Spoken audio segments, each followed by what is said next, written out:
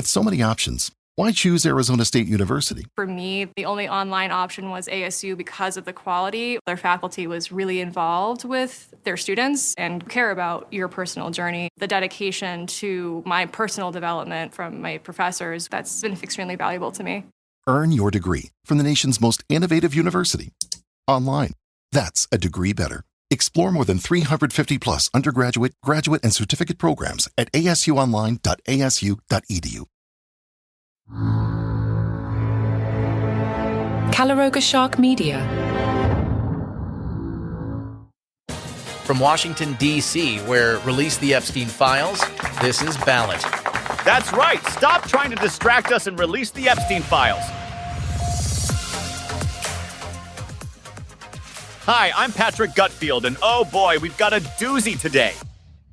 President Trump just reposted a fake AI video showing Barack Obama getting arrested in the Oval Office.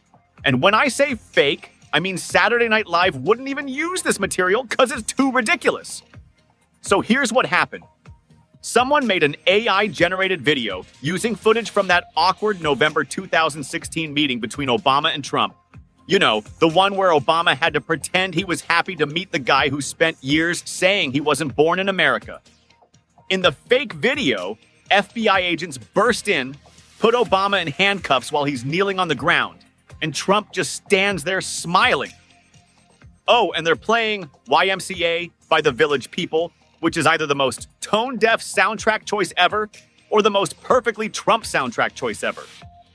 The video also shows Obama pacing around in an orange jumpsuit in a jail cell.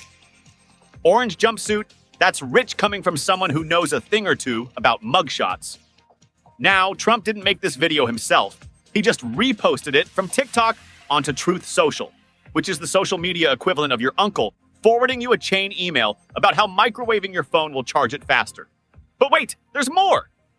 This comes as Trump's Director of National Intelligence, Tulsi Gabbard, is claiming there was a treasonous conspiracy by Obama administration officials in 2016. She says she's making a criminal referral to the FBI based on recently released documents. So Trump is essentially posting fan fiction about arresting Obama while his own intelligence chief is trying to make it reality TV. Here's the timing that's really interesting. This Obama arrest fantasy is happening right after Trump's Justice Department walked back their promise to release the full Epstein files. His own supporters are questioning his judgment on that decision, causing what reporters are calling strife within the MAGA movement. So when your base is mad about you not releasing files about Jeffrey Epstein, what do? Post a video about arresting your predecessor. That's like your house being on fire and deciding to rearrange the deck chairs. The administration did release files, just not the Epstein files. Today's distraction is 250,000 pages of documents about the assassination of Martin Luther King Jr., and the timing here is about as subtle as a brick through a window. So here's what happened. President Trump signed an executive order demanding the release of these MLK assassination files, about 250,000 pages worth, and they're now posted on the National Archives website. The documents include investigator notes, interviews with people who knew James Earl Ray, and previously unreleased details about foreign intelligence services during the manhunt. Now, Tulsi Gabbard, the Director of National Intelligence, oversaw the review of these documents. And while we don't know yet if they contain unflattering details about Dr. King's personal life, the King family is understandably concerned. They've expressed worries that releasing these records might focus attention on King's well-documented personal struggles rather than his historic contributions to civil rights. This massive document dump comes right after Trump's administration reversed course and decided not to release the Jeffrey Epstein files. So when people are mad you won't release one controversial set of documents, what do? Release a different controversial set of documents. The man's got selective transparency syndrome. What if everything you've been taught about happiness is wrong? We chase careers, approval, more stuff, hoping it'll finally make us feel fulfilled, but it never sticks. What if happiness isn't out there, but already inside you, just waiting to be unlocked? Discover the book, The Happiness Experiment. Every person has a unique happiness type, and when you understand yours, everything shifts. You'll stop chasing and start creating joy on your own terms. Discover your happiness type with a free happiness type assessment. Go to myhappinnesstype.com. That's myhappinnesstype.com. It takes just a minute and it might change your life. Then grab your copy of The Happiness Experiment at Books A Million. This isn't just a book, it's a practical framework, a journey inward. It's a tool to help you reconnect with the happiness that's been waiting inside you all along. Pick up The Happiness Experiment and start your happiness experiment today.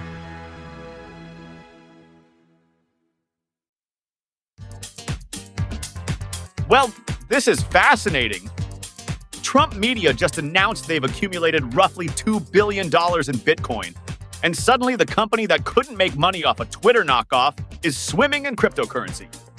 So here's what's happening. Trump media, the company behind Truth Social, the platform that makes Twitter look like a bastion of civil discourse, just revealed that Bitcoin now makes up about 2/3 of their total liquid assets. $2 billion worth. That's a lot of digital coins for a company whose main product is a social media site that Trump uses to post AI videos of Obama getting arrested. The stock jumped 9% when markets opened Monday, which makes sense when you realize that Trump's stake in the company is now worth nearly $2.3 billion. Not bad for a guy who used to call cryptocurrency a scam. And here's the beautiful irony. Trump, who once dismissed digital currency, has now made so much money from crypto that it accounts for most of his wealth on paper. That's like saying you hate vegetables and then becoming the world's largest carrot farmer. Critics are pointing out that having a president who profits directly from the policies he's pushing might create what they're calling an environment ripe for corruption. And by might, they mean this podcast might have been written with the help of AI. So let me get this straight. Trump went from calling crypto a scam to making billions off it, while simultaneously using his presidential power to boost the very industry that's making him rich. That's not a conflict of interest. That's a conflict of interest with a bow tie and a cryptocurrency wallet. Gotta give him credit. The man turned being president into a side hustle. From the creators of Palace Intrigue, a new chapter in royal history begins. William and Kate's wedding captures the world's attention, but royal life isn't as perfect as it seems. Tensions rise as Harry meets Meghan, sparking a divide that will shake the monarchy to its core. From explosive interviews to family scandals, the royal family faces its most public challenges ever. As King Charles takes the throne, the future of the monarchy hangs in the balance. Family secrets, royal rifts, and the future of the crown. Crown and Controversy, wherever you get your podcasts.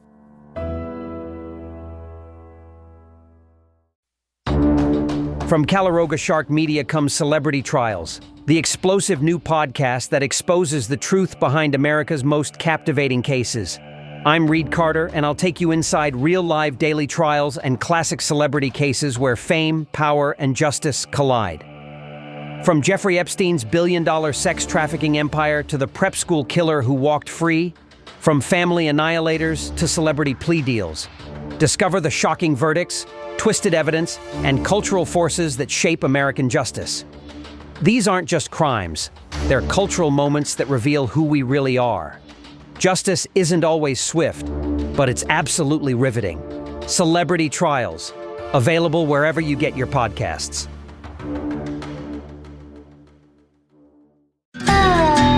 Welcome to Alligator Alcatraz, a new podcast from Calaroga Shark Media. They built a detention center in the Florida Everglades to separate families and break spirits. Surrounded it with alligators, figured that'd be the end of it.